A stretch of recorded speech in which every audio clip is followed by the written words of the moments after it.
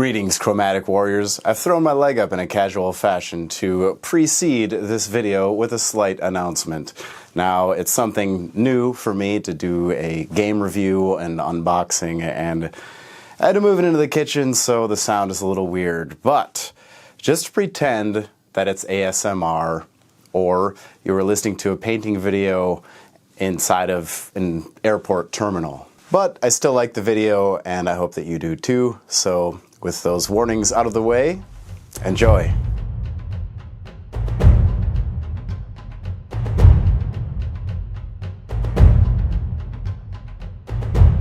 Greetings, Chromatic Warriors, and welcome to my kitchen.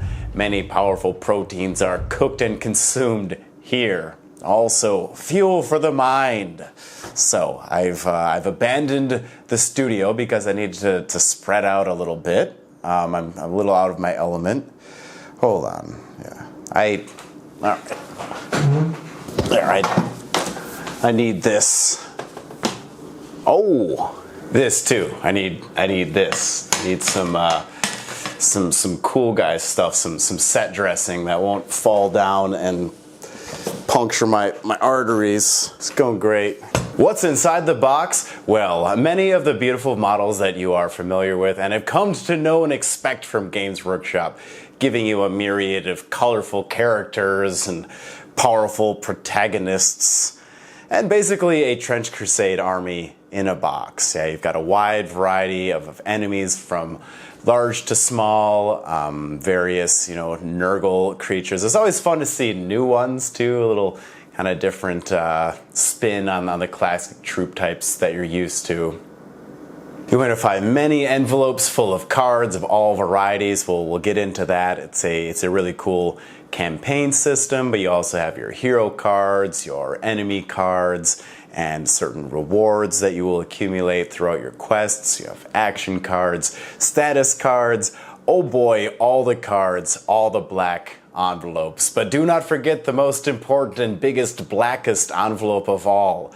I thought this was some kind of legacy element at first glimpse, but it's just a envelope full of boxes to put the cards into that were in the envelopes.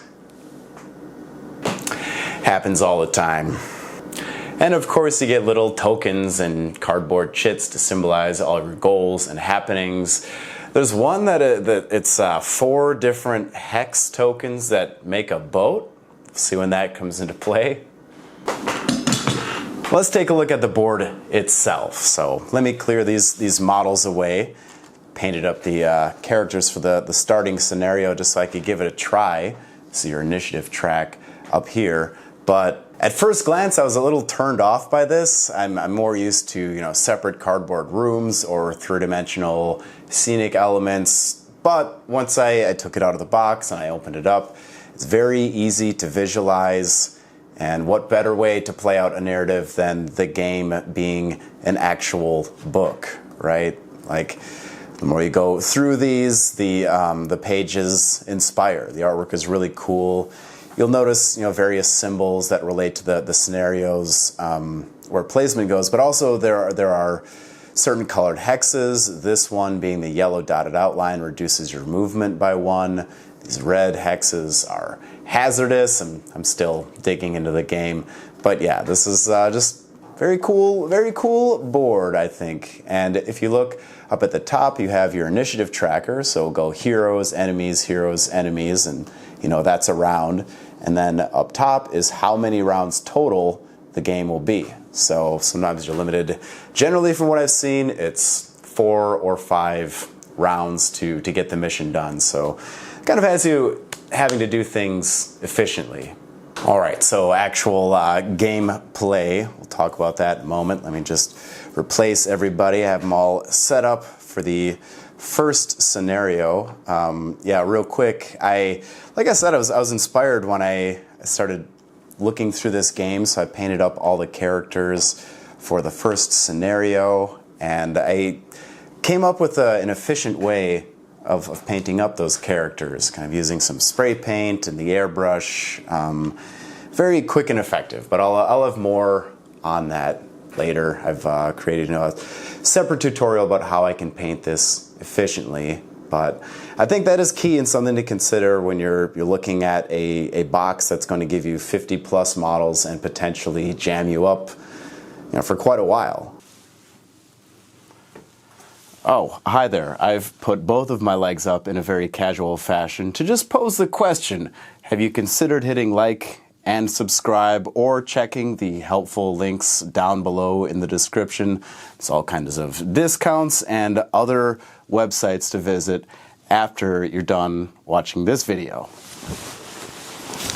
All right, back to... It takes time to paint the game, and then it also takes time to play the game, play out all these campaigns. So I think time is a factor.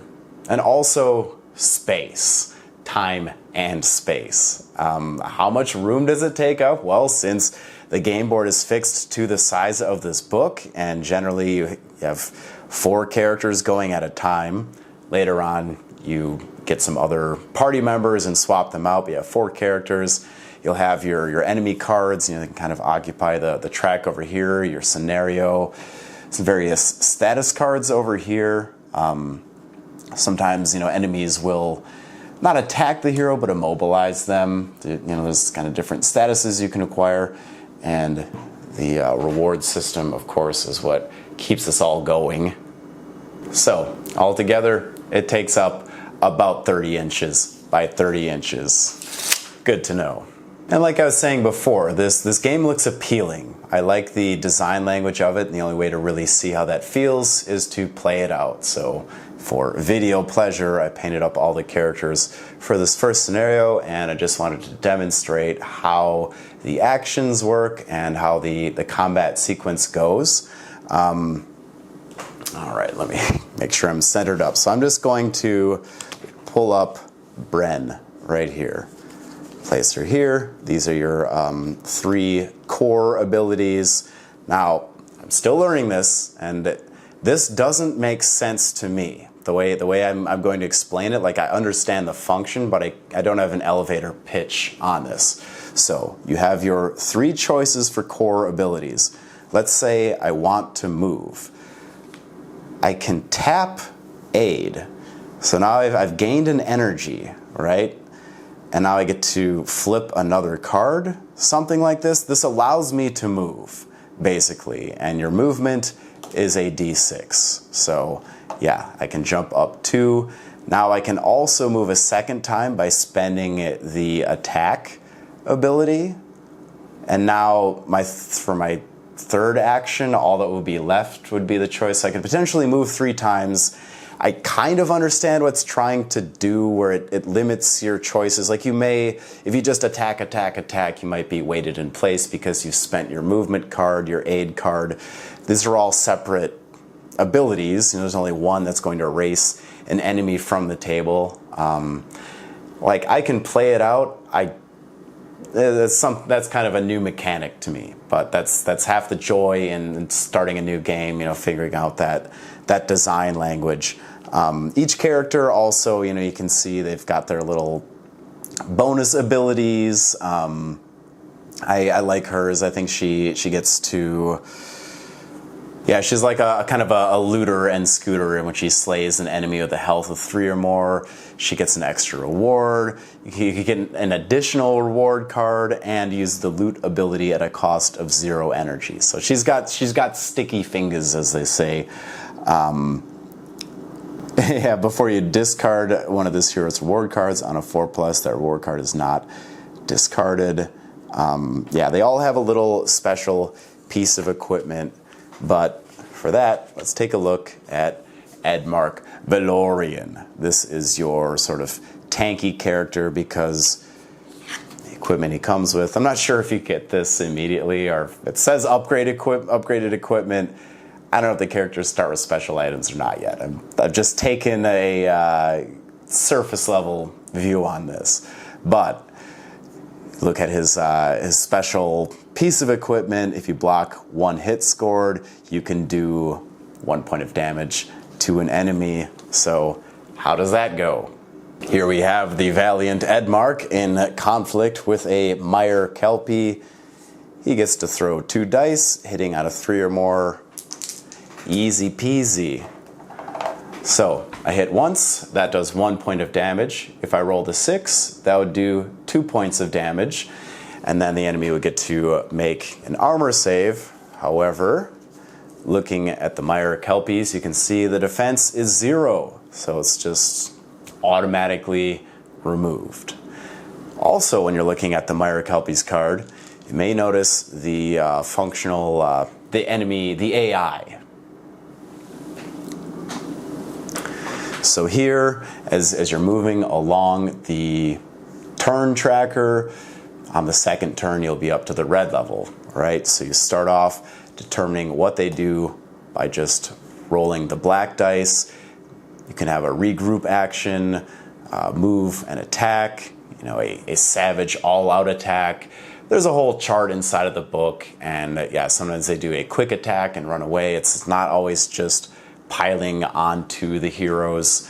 You'll also notice this group category. That's how many Mire Kelpies will activate on the enemy turn. If there's more cards, then all of the enemies will get to activate. And yeah, it's just 3, and the 3 closest enemies to the hero characters. So it's very simple at the core, still kind of getting a handle on this using an ability card that is not at all the thing you're trying to do and erasing that. I don't know. In these situations, you can make a house rule, and I'll probably just give my characters 3 action points to make things simple. This is something I want to play with my normie friends. That's why this is so appealing to me. It's like Zombicide, it's like Hero Quest, that's where things started with me, and I can easily just take a friend by the neck and have them play with me without just crushing them into pieces. Like, hey, you want to learn 40K? One of us wins and one of us loses. That's very typical of gaming, but when you start playing cooperative games, making house rules, the enemies, have functions and purposes a little bit beyond just biting and stabbing. It starts to become more narrative and feel more like an RPG. You're walking through, you find yourself just kind of describing situations and interacting with your friends. So I really, after receiving this, I realized that, oh yeah, cooperative games are the best. And that's my happy place and what I want to be doing, at least this winter. All right, let's look at how a campaign would actually be played out. So this is very cool and offers for a lot of replayability. Now, how you flip, there we go. How you play out a campaign, it goes through 3 acts. So I take the cards out of the Act 1 box, and yeah, this builds on itself as you go. Like I said, you get more characters, etc. Now, yeah, I'm supposed to take the boss cards out, which that's another kind of cool thing to see. Even the boss fight at the end has 3 different scenarios, and what you actually have are event and encounter cards. So let's start our campaign. Now, when you play the game, you nominate one player to be the leader. This is the person who will have to make decisions like this. If there's a split decision for what the enemies are supposed to do, then it's up to the leader to kind of decide the fate, even things out, etc. So the leader will shuffle up the cards, and then you are to draw 14 from this deck and just pile them up. But then let's say I have my 14 cards. We start with 2, confer with the group, decide if we'd like to do an event or an encounter. Sometimes you don't have an option, you have to do just one. But yeah, some of these events are just like a kind of a dice game, or like a bar dice game you play between friends. So getting through 7 stages to do an act is not a lot. That's something, especially with some of these scenarios being limited to 4 or 5 turns. If you play for a long night, let's say a Warhammer 40K amount of time, I feel like you can get through an act as long as you're having fun. And yeah, the reshuffling there, just like, I don't know, it offers a lot as far as replayability goes. And I expect there will be expansions in the future. They did it with Cursed City, but every single Warhammer Quest has had expansions, bar none. So I think it's safe to say that the past is an indication of the future. Now, I'm going to have to round up some buddies to play this game and see if it actually fits with everyone. But yeah, I sat down and played the first scenario by myself. Like I said, I still have some questions. I was wondering about this Inaria character, the kind of the water woman. She's got all these effects and abilities that have to do with having a water spout on the table, but I see no way to summon that. So maybe, after this is released to the general public, someone could let me know about that. So I don't know. I've got to read it again. Of course, it's not going to be, understood after the first 2 or 3 reads, and playing it through is always a good way to, exercise things and really see how it feels. But on that first feel, I had fun. So it doesn't seem too complex, especially compared to Cursed City. Like, holy shit. At the time, it was more simple for me to teach Warhammer 40,000 to a friend than Cursed City. And that could be because I know more to do with 40K, and Cursed City is brand new to me. But yeah, it was really effed up. And anyways, I'm going to do a review of Cursed City, I guess, a game that's no longer available. But I did fully paint it. So this one looks promising, and I'm happy to,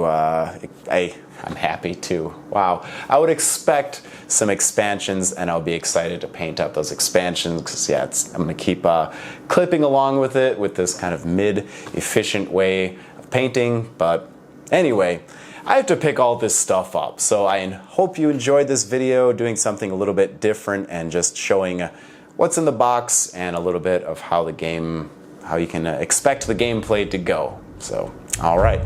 Hope you enjoyed this. Let me know how you feel in the comments section down below. And until we meet again, my friends, remain unchained.